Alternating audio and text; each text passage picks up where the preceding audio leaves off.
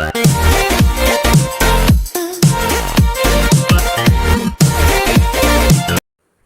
Friends, आज हम पढ़ेंगे scope and method of psychology.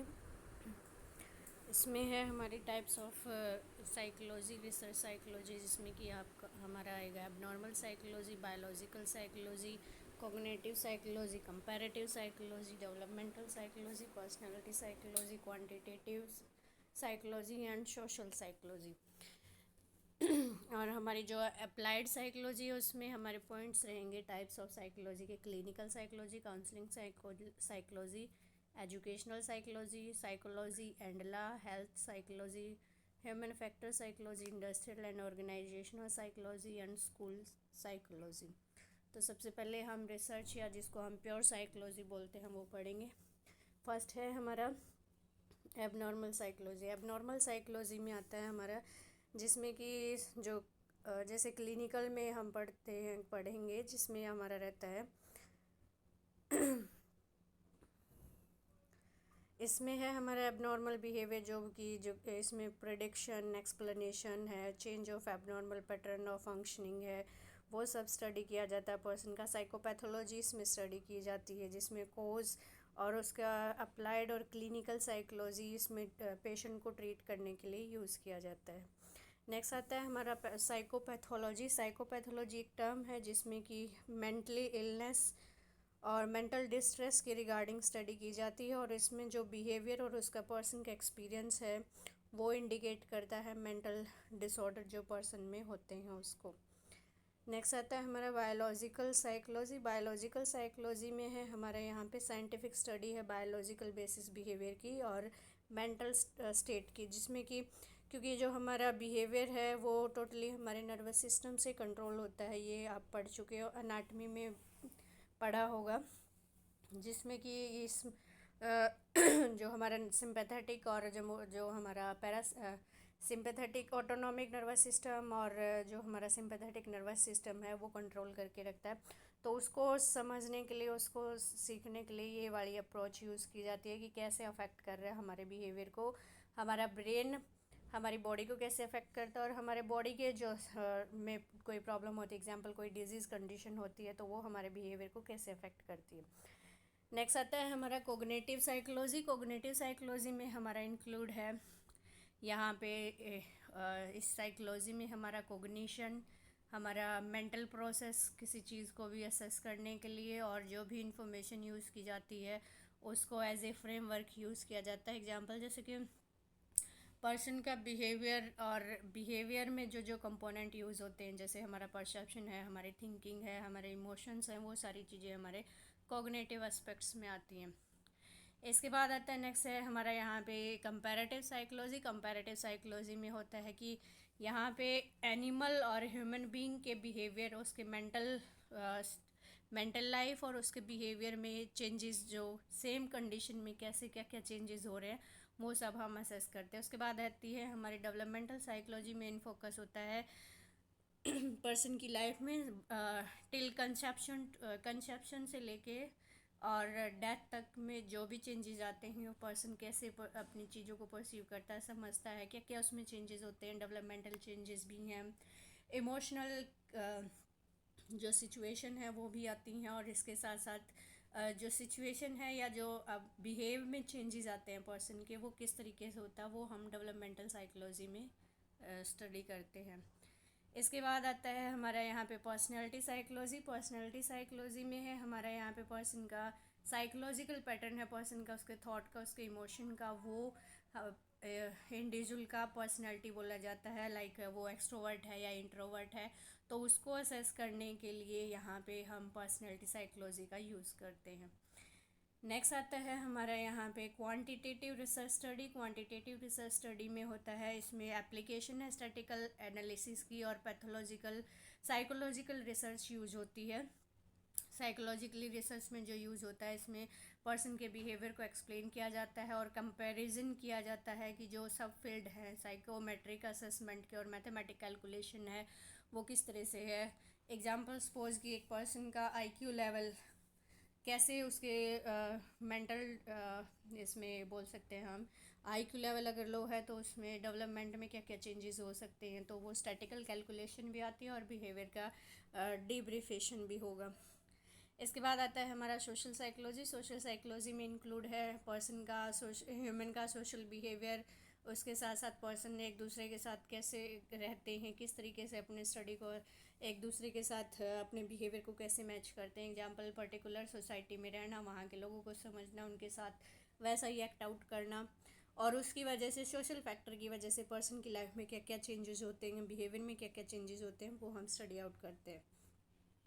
Next आता है हमारा यहाँ पे अप्लाइड साइकोलॉजी। अप्लाइड साइकोलॉजी में सबसे पहले है क्लिनिकल साइकोलॉजी। जैसे हमने एबनॉर्मल में पढ़ा था वैसे ही क्लिनिकल साइकोलॉजी में होता है। यहाँ पे उससे थोड़ा सा चेंजेस है। यहाँ पे जो साइकोलॉजिकल साइंस और जो रिसर्च है पर्सन की कंडीशन को असेस करने के लिए, उसके ट्रीटमेंट के लिए, कोई भी जो हेल्थ प्रॉब्लम्स आ रही है, इमोशनल प्रॉब्लम्स है, बिहेवियर प्रॉब्लम है, मेंटल प्रॉब्लम्स है, उसको असेस करना, उसको डायग्नोज करना और उसको उसका ट्रीटमेंट करना, उसके लिए यूज़ होता है। नेक्स्ट आता है हमारा यहाँ पे कोग्निटिव थेरेपी, इसमें अप्लाई किया जाता है कोग्निटिव थेरेपी मेरे चैनल पे आपको ऑलरेडी मिल जाएगा डिटेल में, जिसमें कि पर्सन के बिहेवियर में जो जो चेंजेस आते हैं, जैसे नेगेटिविज्म है, थॉट को कैसे चेंज करना है, वो सब इसमें डिटेल एक्सप्लेनेशन है। नेक्स्ट आता है हमारा यहाँ पे काउंसलिंग साइकोलॉजी। काउंसलिंग साइकोलॉजी में है ये हमारा क्लिनिकल साइकोलॉजी से थोड़ा डिफरेंट होता है। यहाँ पे नॉर्मल डेवलपमेंट और डेवलपमेंटल इश्यूज जो आते हैं एवरीडे लाइफ में, जो स्ट्रेस होता है पर्सन की, उस चीज़ से डील करने के लिए। एग्जांपल जैसे कि फैमिली में कोई प्रॉब्लम, हस्बैंड वाइफ में कोई प्रॉब्लम है, नॉर्मली कोई चल रहा है, जैसे कि किसी एक दूसरे की बातें नहीं समझ में आ रही, या एक दूसरे को अच्छे से समझ नहीं पा रहे हैं, या कोई और प्रॉब्लम है जैसे वोकेशनल और एजुकेशनल कोई प्रॉब्लम्स आ रही है, तो उसके लिए हम काउंसलिंग यूज़ करते हैं। वो हमारा हॉस्पिटल में भी यूज़ होता है, स्कूल लेवल पे भी होता है, कॉलेज लेवल पे भी, अलग अलग तरीके से है। इसमें वैरायटी सेटिंग है, जैसे मैंने आपको बोला, जिसमें यूनिवर्सिटी है, हॉस्पिटल है, स्कूल है, और गवर्नमेंट सेक्टर में भी अप्लाई होता है ये। नेक्स्ट आता है हमारा एजुकेशनल साइकोलॉजी। एजुकेशनल साइकोलॉजी में है हमारा जिसमें कि पर्सन के एजुकेशनल सेटिंग कैसी है, इफ़ेक्टिव है या नहीं है, जो इंटरवेंशन उसको दी जा रही है, जो साइकोलॉजिकली उसको टीच किया जा रहा है, ये सब हमारा इसमें आता है। उसके बाद आता है हमारा यहाँ पे साइकोलॉजी एंड लॉ। इसमें मेनली फोकस किया जाता है फॉरेंसिक साइकोलॉजी और लीगल कंपोजिशन है हमारी, जिसमें कि फोरेंसिक साइकोलॉजी में आता है जो क्रिमिनल पेशेंट होते हैं उनका साइकोलॉजिकल वेलबींग असेस करने के लिए, उसको डायग्नोज करने के लिए और उसको ट्रीट करने के लिए यूज़ किया जाता है। नेक्स्ट है हमारा इसमें फोरेंसिक साइकोलॉजी। फोरेंसिक साइकोलॉजी जैसे मैं आपको पहले बता चुकी हूँ, जिसमें लीगल एक्टिविटीज़ हैं, जैसे कि चाइल्ड कस्टडी से रिलेटेड है, या चाइल्ड अब्यूज़, नेग्लिजेंसी है, पर्सन की कैपेसिटी जो कि अपने अफेयर्स को असेस करने के लिए, उसको मैनेज करने के लिए है नहीं है या नहीं है, स्टैंड ट्रायल्स के लिए है, क्रिमिनल रिस्पॉन्सिबिलिटी आता है, पर्सनल इंजरीज़ है, या कोई अदर प्रॉब्लम्स है जो कि हमारे इसमें रिलेटेड है, जो हमारे वेरियस हमारे डेली लाइफ में कोई ना कोई प्रॉब्लम्स होती रहती है, क्रिमिनल एक्टिविटी कोई कर देता है पर्सन, तो उसको असेस करने के लिए और उसको डायग्नोज करने के लिए यूज़ किया जाता है। नेक्स्ट आता है हमारा हेल्थ साइकोलॉजी। हेल्थ साइकोलॉजी में हमारा इंक्लूड है यहाँ पे एप्लीकेशन ऑफ साइकोलॉजिकल थ्योरी है, रिसर्च, हेल्थ में रिसर्च यूज़ करना, हेल्थ और इलनेस में यूज़ करना। हेल्थ में मेनली होता है पर्सन का कि जो हेल्थ रिलेटेड बिहेवियर चेंजेस है, जैसे कि हेल्दी ईटिंग है हमारी, डॉक्टर पेशेंट रिलेशनशिप है, पेशेंट अंडरस्टैंडिंग है हेल्थ इन्फॉर्मेशन के रिगार्डिंग, वो सब चीज़ें, और पर्सन का अपनी डिजीज़ कंडीशन के रिगार्डिंग क्या बिलीफ है, वो सब चीज़ें हम हेल्थ साइकोलॉजी में पढ़ते हैं। नेक्स्ट आता है हमारा यहाँ पे इंडस्ट्रियल साइकोलॉजी, इंडस्ट्रियल या ऑर्गेनाइजेशन साइकोलॉजी, जिसमें कि न्यूएस्ट फील्ड है साइकोलॉजी का। इंडस्ट्रियल साइकोलॉजी में मेन होता है इवेलुएट करना जॉब की प्रेडिक्शन के, उसकी परफॉर्मेंस के बेस पे, और ऑर्गेनाइजेशन साइकोलॉजी मेन है कि कैसे ऑर्गेनाइजेशन अपने आउटपुट को इंक्रीज़ कर सकता है, और कैसे एम्प्लॉयज़ को सेटिस्फेक्शन हो सकता है जॉब में, उसकी मतलब जैसा उसकी परफॉर्मेंस है उसके बेस पे उसको सैलरी दी जा रही है नहीं, या जो उसका एजुकेशनल लेवल है या क्वालिफ़िकेशन जो भी है, स्टैंडर्ड है, उसके अकॉर्डिंग उसको जॉब दी जा रही है नहीं, वो सब चीज़ें इसमें है। इसके बाद आता है हमारा यहाँ पे स्कूल साइकोलॉजी। स्कूल साइकोलॉजी यहाँ पे मेन रहेगा यंग पीपल की एकेडमिकली सक्सेस होने में, सोशली और इमोशनली। जो स्कूल साइकोलॉजी है यहाँ पे एजुकेटर, पेरेंट और अदर प्रोफेशनल हैं, जैसे कि सेफ इन्वायरमेंट, हेल्दी और सपोर्टिव लर्निंग इन्वायरमेंट प्रोवाइड करने के लिए यूज़ होता है। ये स्पेशली स्कूल गोइंग चिल्ड्रंस के लिए यूज़ होता है। नेक्स्ट आता है हमारे यहाँ पे मेथड्स हैं, हेडिंग स्किप होगी। यहाँ पे जो डिफरेंट मेथड हैं टोटल हम यहाँ पे पढ़ेंगे कि जो साइकोलॉजी में असेसमेंट जो होती है वो कौन कौन से मेथड के बेसिस पे। सबसे पहले है हमारा यहाँ पे case history. Case history nursing students को पता होगा, वो फाइल वगैरह बनाते हैं तो उसमें रहता है कि एक पर्टिकुलर पेशेंट लेते हैं हम, जितने दिन वो हॉस्पिटल में रहता है उसका 4 या 5 दिन का टोटल, जब से वो आया है तब से और जब तक वो डिस्चार्ज होता है वहाँ हॉस्पिटल में रहता है, उसकी प्रॉपर केयर उसकी ट्रीटमेंट से लेके उसकी बेसिक केयर जो होती हैं उसकी इम्प्रूवमेंट और उसमें क्या क्या चेंजेस हो रहा है वो सब असेस किया जाता है इसमें। यहाँ भी रहेगा सब्जेक्ट ही, उसकी हिस्ट्री को एनालाइज करेंगे, उसके बिहेवियर में क्या क्या चेंजेस आए वो असेस करेंगे। इसके साथ साथ यहाँ पे जर्नलाइज कई बार होता है कि ये कई बार डिफ़िकल्ट सिचुएशन भी आ जाती है, क्योंकि लार्ज पॉपुलेशन पे अगर आप कर रहे हैं एग्जांपल, जैसे कि 5-6 पेशेंट पे एकदम से आप कर रहे हैं और वो पेशेंट 1 या 2 दिन में वापस जा रहे हैं तो उसमें भी प्रॉब्लम हो जाती है, इसलिए ये बेस्ट नहीं है। नेक्स्ट आता है हमारा नेचुरलिस्टिक ऑब्जर्वेशन मेथड। सेकंड आता है हमारा ऑब्जर्वेशन है बट वो नेचुरल वे में। नेचुरल मतलब सामने वाले को पता नहीं लग रहा है कि उसकी ऑब्जर्वेशन है वो क्लोज ऑब्जर्वेशन में है, उसको चेक किया जा रहा है वो कैसी चीज़ें कर रहा है, तो वो होता है हमारा नेचुरलिस्टिक ऑब्जर्वेशन, जो कि साइकोलॉजिस्ट कॉमनली यूज़ करते हैं, बिहेवियर साइंटिस्ट यूज़ करते हैं, सोशल साइंटिस्ट यूज़ करते हैं, जिसमें होता है कि नेचुरल हैबिट जो होती है पर्सन की वो असेस की जाती है। इसमें रहेगा मेन यहाँ पे ऑब्जर्वेटिव मेथड यूज़ किया जाता है, मतलब पर्सन को, सामने वाले को उसमें कोई चेंज नहीं हो रहा है, वो नॉर्मल रहेगा, कोई उसको इंटरवेंशन नहीं दी जा रही, बस उसको चेक किया जा रहा है कि वो कैसे काम कर रहा है। नेक्स्ट आता है हमारे यहाँ पे survey method. Survey method scientific investigation है जो कि लार्ज सैम्पल पॉपुलेशन पे हम असेस कर सकते हैं, जैसे कि क्वेश्चनिंग वगैरह है, या इंटरव्यू मेथड से है कि पूरे एक कम्युनिटी एरिया में या जहाँ पे भी आप करना चाहते हैं, एक हॉस्पिटल में आप करना चाहते हैं तो सारे के सारे पेशेंट को इंक्लूड कर सकते हैं उनके एटीट्यूड और उनके बिहेवियर को असेस करने के लिए। स्टेप्स हैं हमारे यहाँ पे सर्वे मेथड में। सबसे पहले determine what you want to study, आप क्या करना चाहते हैं, किस चीज़ पे, किस टॉपिक पे स्टडी करना चाहते हैं। पॉपुलेशन आपको डिफाइन करनी पड़ेगी, हॉस्पिटल में कर रहे हैं आप, ओल्ड एज कर रहे हैं, यंग कर रहे हैं, चाइल्ड कर रहे हैं, विमेन पे है या मेल पे, जैसे भी है आप। उसके बाद डिज़ाइन प्रिपेयर करना है, कंस्ट्रक्ट करना है, उसको पायलट स्टडी करनी है, और साथ में इसमें जो इंस्ट्रूमेंट आप यूज़ करेंगे, जैसे क्वेश्चन कौन कौन से आप यूज़ करेंगे वो हमने सेलेक्ट करनी है। उसके बाद आता है हमारा रिप्रेजेंटेटिव सैम्पल आपको असेस करने, जो हमने पॉपुलेशन फाइंड आउट की थी, बनाई थी, उसमें से जो रिप्रेजेंट होंगे, कितने सैम्पल रिप्रेजेंटेटिव में है, जैसे कि ओल्ड एज पर्सन है बहुत सारे आपको मिलेंगे, उसमें से 30 या 40 जितने भी आप रखेंगे वो रहेगा। इसके बाद आता है एडमिनिस्ट्रेटर सर्वे, जो मेथड है आप उसको अप्लाई करेंगे। उसके बाद नेक्स्ट स्टेप में है हमारा, इसमें आप एनालाइज करेंगे। एनालाइज मतलब जो आपकी स्टडी है उसमें स्टैटिकल एनालिसिस करेंगे, उसको इंटरप्रेट करना और उसको कम्युनिकेट करना, और फाइनल रिजल्ट आप प्रिपेयर करेंगे। इसके बाद आता है हमारा एक्सपेरिमेंट मेथड, जो कि सबसे इम्पोर्टेंट है साइंटिफिक स्टडी के अकॉर्डिंग, जिसमें कि manipulating one variable to determine change in another variable, मतलब कि इसमें 2 वेरिएबल होते हैं, एक तो डिपेंडेंट वेरिएबल है और एक इंडिपेंडेंट वेरिएबल है।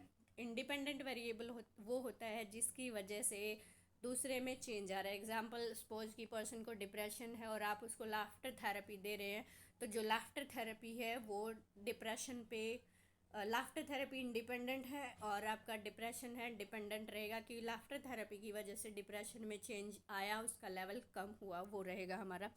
और इसके साथ साथ ये मेथड आता है आपका कंट्रोल मेथड भी होता है। कंट्रोल मतलब एक एक्सपेरिमेंट ग्रुप रहेगा, दूसरा आपका कंट्रोल रहेगा।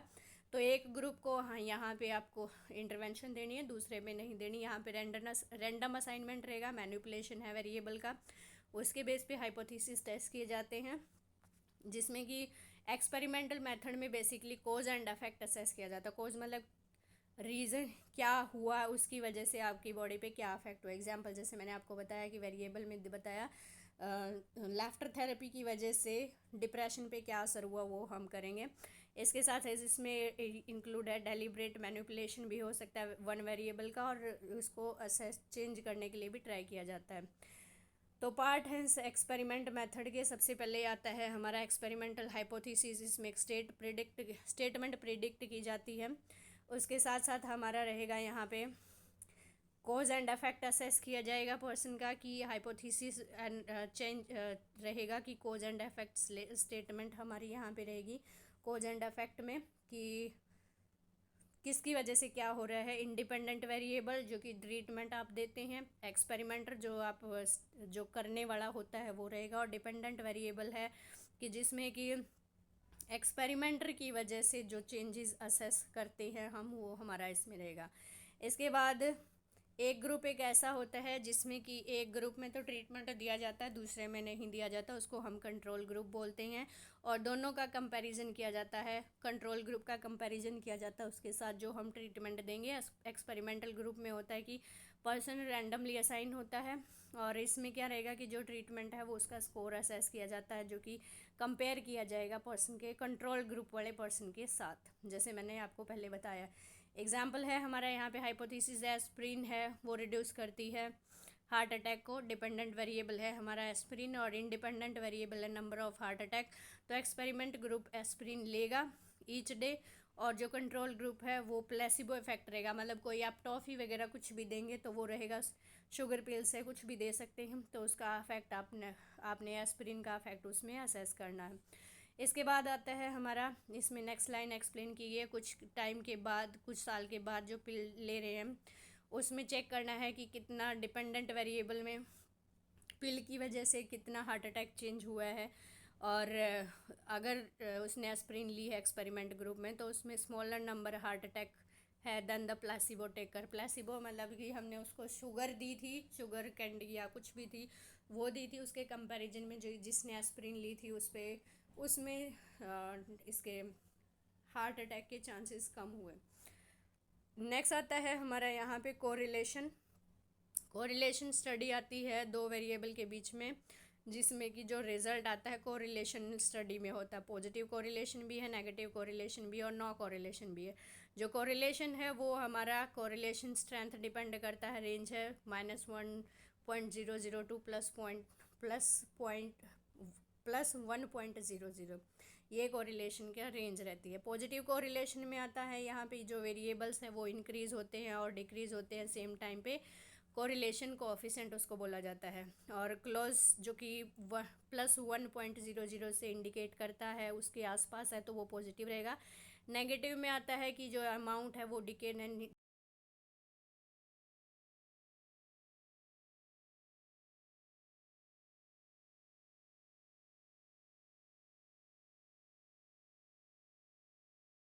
कमेंट करके पूछ सकते हैं। Thank you so much.